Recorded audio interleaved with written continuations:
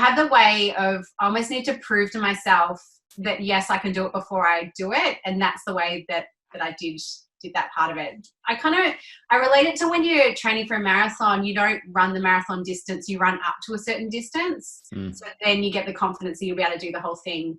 The only big thing that I realized with Catalina kind of retrospectively is because I had come from winter over to America, and I had done maybe like half a dozen open water swims before I got out and did the Catalina swim. And there was a 10-mile swim over there that my friend who I was staying with is like, oh, I'm going to do this. I'm like, oh, awesome. I jumped in and did that race. And thank God I did that, because otherwise, I did a half Ironman, and that, I would have swum like 2Ks, and then that was it. Because I had done no open water swimming in winter through Melbourne, because why would you? If you're going over to, 20 plus degree temperature, it's not going to be helpful. So I hadn't had that time in the salt water, but yeah, I was like, oh, well, just do what you can. I mean, did you say it was a 10-mile swim? Yes. Yeah, I mean, most people look at that and go, what, you just jumped in and did that? And I look at that and think, well, you just jumped in and did it. But I mean, you had the training behind you.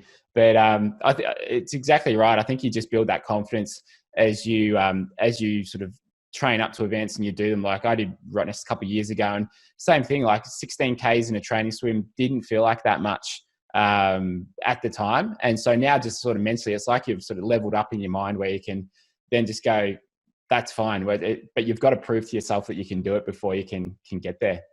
Yeah, absolutely.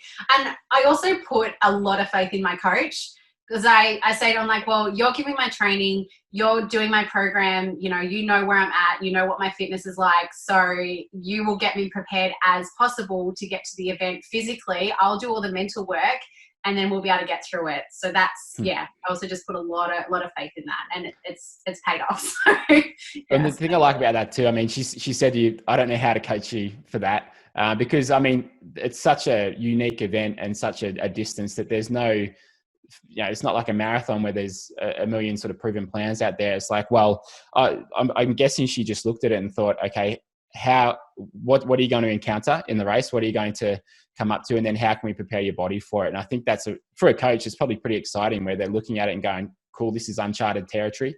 And if we can do this, then that's going to be a great accomplishment for both of you.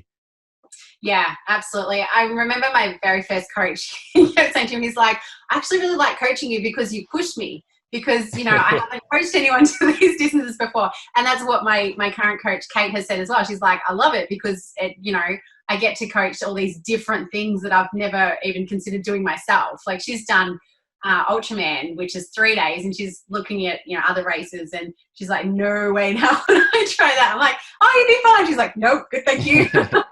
But yeah, she gets to experience, what it's like through me, which is pretty fun too. Yeah, vicariously living through your crazy adventures.